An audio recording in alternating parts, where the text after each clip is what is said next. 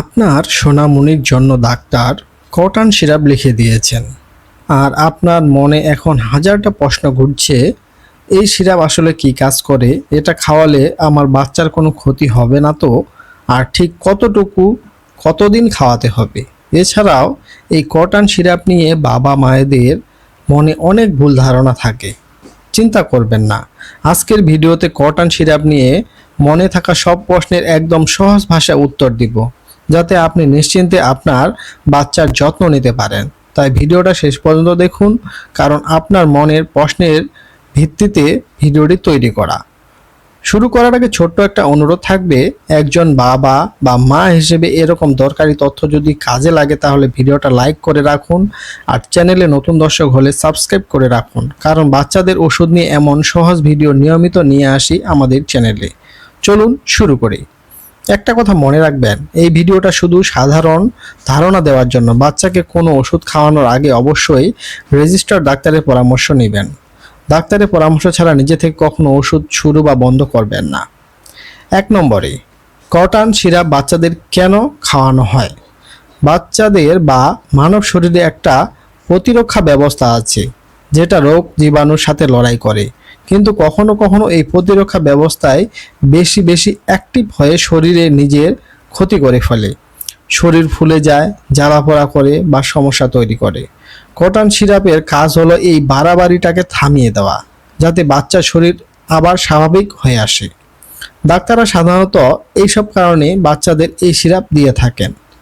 একটা একটা করে বলি সেই সব কারণগুলো। প্রথমত, শ্বাসকষ্টের সমস্যায়।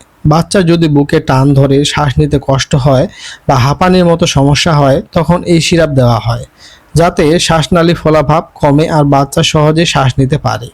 দ্বিতীয়ত, হঠাৎ অ্যালার্জি হলে।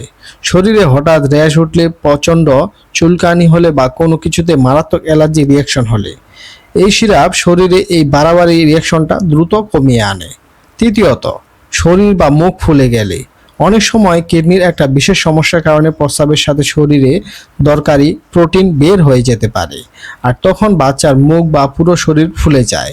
এই সিরাপ সেই ফোলাভাব কমাতে সাহায্য করে। আর চতুর্থ, জয়েন্টের ব্যথা বা ফোলাভাব হলে। হাত পায়ের গিঁটে ব্যথা বা ফোলাভাব দেখা দিলে ডাক্তার এই সিরাপ দিয়ে থাকেন। তার মানে বাচ্চাকে এই সিরাপ এমনি এমনি দেওয়া হয় না, একটা বিশেষ কারণে দেওয়া হয়। 2 নম্বরে, এই সিরাপ খাওয়ালে বাচ্চার কি কোনো ক্ষতি হয়? এটা একটা স্টেরয়েড জাতীয় ওষুধ, তাই ডাক্তারের নিয়ম না মেনে বেশি দিন বা বেশি মাত্রায় খাওয়ালে কিছু সমস্যা হতে পারে। যেমন বাচ্চার শরীরে পানি জমে, মুখ বা শরীর ফোলা ফোলা লাগতে পারে, হাড় ও শরীর কিছুটা দুর্বল হয়ে যেতে পারে, পেটে গ্যাসের সমস্যা বাড়তে পারে, দীর্ঘদিন খেলে বাচ্চার উচ্চতা বাড়ার সমস্যা হতে পারে, আর রোগ প্রতিরোধ ক্ষমতা কিছুটা কমে যেতে পারে। ফলে সহজে সর্দি, জ্বর বা অন্যান্য ইনফেকশন হতে পারে।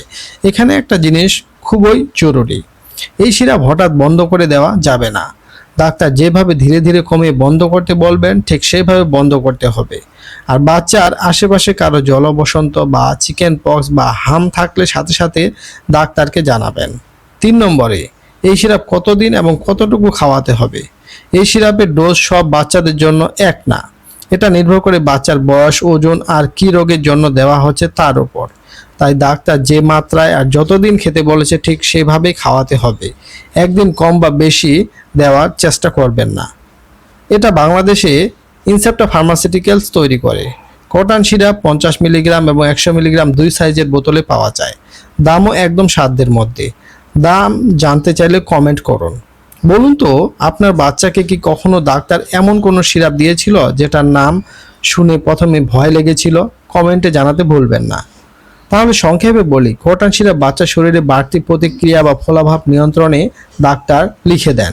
ডাক্তারের নিয়ম মেনে খাওয়ালে এটা নিরাপদ, কিন্তু নিজ থেকে বন্ধ করা বা মাত্রা বদলানো একদম নিষেধ। আজকের ভিডিও যদি আপনার কাজে লাগে তাহলে একটি লাইক দিয়ে অন্য বাবা মায়েদের সাথে শেয়ার করে দিন, হয়তো তাদের এই তথ্যটা দরকার।